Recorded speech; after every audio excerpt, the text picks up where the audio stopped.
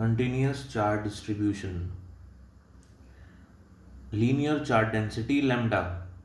It is defined as the charge per unit length on a linear body like wire, a rod, etc. तो इसका मतलब क्या है कि किसी भी लीनियर बॉडी पे पर यूनिट लेंथ कितना चार्ज डिस्ट्रीब्यूटेड है, वो ही है मेरा लैम्डा, यानी कि चार्ज पर यूनिट लेंथ। ये इसका फॉर्मूला है। ये भी एक लीनियर बॉडी है। एक पेन को अगर मैं देखूं तो ये एक लीनियर बॉडी है, तो इसमें पर यूनिट लेंथ कितना चार्ज डिस्ट्रीब्यूटेड है ये मैं निकाल सकता हूँ इस फॉर्मूले से। तो charge per unit length is lambda. इसकी एसआई यूनिट क्या हो जाएगी? कूलम पर मीटर। एक एग्जाम्पल से समझने की कोशिश करते हैं। सपोज मेरे पास एक इनफाइनाइट लॉन्ग वायर है। वायर एक लीनियर बॉडी है, ठीक है, और उस पर जो टोटल चार्ज डिस्ट्रीब्यूटेड है वो है लैम्डा कूलम पर मीटर, यानी कि पर मीटर उस वायर पे लैम्डा चार्ज है। अब मुझे तो स्मॉल एल लेंथ पे चार्ज चाहिए कि स्मॉल एल लेंथ पे कितना चार्ज डिस्ट्रीब्यूटेड है। तो ये केस कुछ वैसा ही है कि अगर मैं मार्केट जाऊं तो पर केजी एप्पल्स कितने रुपए के मिलेंगे मेरे को? सपोज 100 रुपीज़ के मिल रहे हैं पर केजी, तो 2 kg कितने के मिलेंगे? 200 kgs के।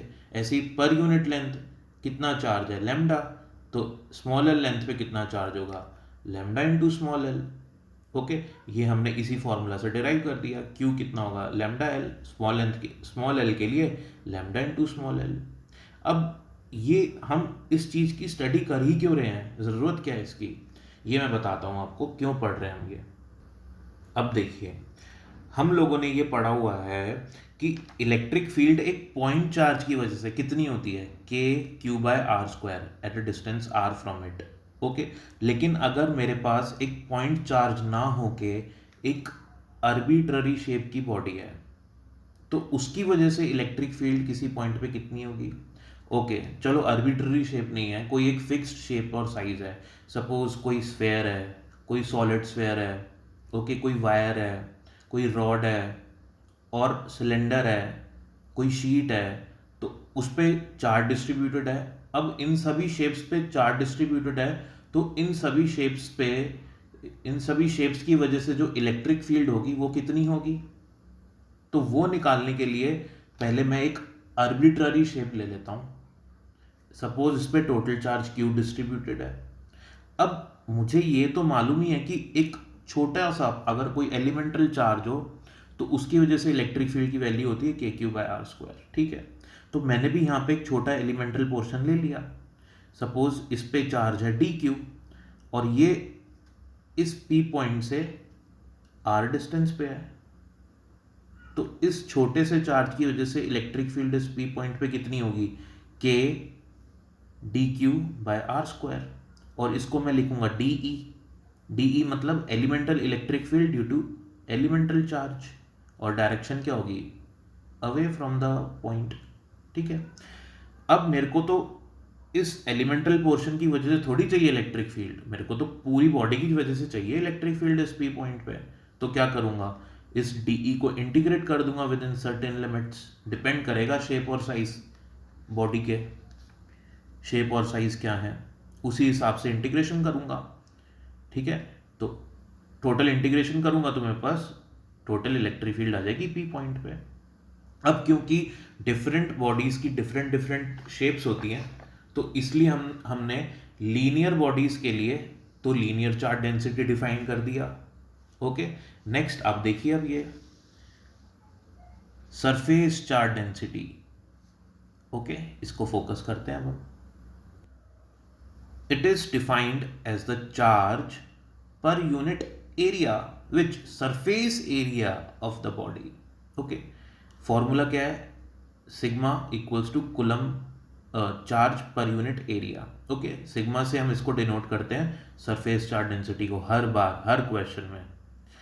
ऐसा यूनिट होगी कूलम पर मीटर स्क्वायर। एग्जाम्पल से समझते हैं। एक हॉलो स्फेयर ले लिया मैंने, एक हॉलो स्फेयर। हॉलो स्फेयर आप समझते हैं, लाइक एक प्लास्टिक की बॉल जिससे हम छोटे होते थे तो क्रिकेट खेलते थे, that is like a hollow sphere. Okay, suppose उस पर टोटल चार्ज डिस्ट्रीब्यूटेड है उसके आउटर सरफेस पे। अब चार्ज डेंसिटी तो मेरे को पता है कि पर यूनिट एरिया उस पर सिग्मा चार्ज है, मुझे चार्ज चाहिए टोटल कितना होगा। तो टोटल चार्ज मैं यहाँ से निकाल लूँगा, आप सिग्मा को सरफेस एरिया से मल्टीप्लाई कर दीजिए, टोटल चार्ज आ जाएगा आपके पास, क्या दिक्कत है। Q is equals to sigma into surface area of a sphere 4 pi r square. You will get the total charge. As simple as that. See the next portion. This is volume charge density and it is denoted by rho. So it is defined as the charge per unit volume of a solid body. Solid body, focus here. Okay. Formula charge per unit, we are talking about volume. ऐसा unit coulomb पर metre cube. So इस condition में क्या होएगा, जो charge distribute होगा ना body के, वो बॉडी की वॉल्यूम में होगा। फर्स्ट केस में बॉडी के लीनियर बॉडी है तो उसके लीनियर लेंथ पे डिस्ट्रीब्यूटेड है। ओके, सेकंड केस में उसके सरफेस एरिया पे डिस्ट्रीब्यूटेड है। थर्ड केस में उसकी वॉल्यूम में चार्ज डिस्ट्रीब्यूटेड है। ओके, सो सॉलिड स्फीयर का कोई एग्जांपल, क्रिकेट बॉल जो टेस्ट मैचेस या वनडेज में ओडीआईज में खेली जाती है, जो बॉल, वो एक सॉलिड स्फीयर है। सारा मास जो है वो उसके इनसाइड स्मॉल स्मॉल जो पोर्शंस है उसमें डिस्ट्रीब्यूटेड है। ओके, तो सपोज मेरे पास एक सॉलिड स्फीयर है, चार्ज डेंसिटी है रो कूलम पर मीटर क्यूब। सो पर मीटर क्यूब कितना चार्ज है उसके पास, रो चार्ज है।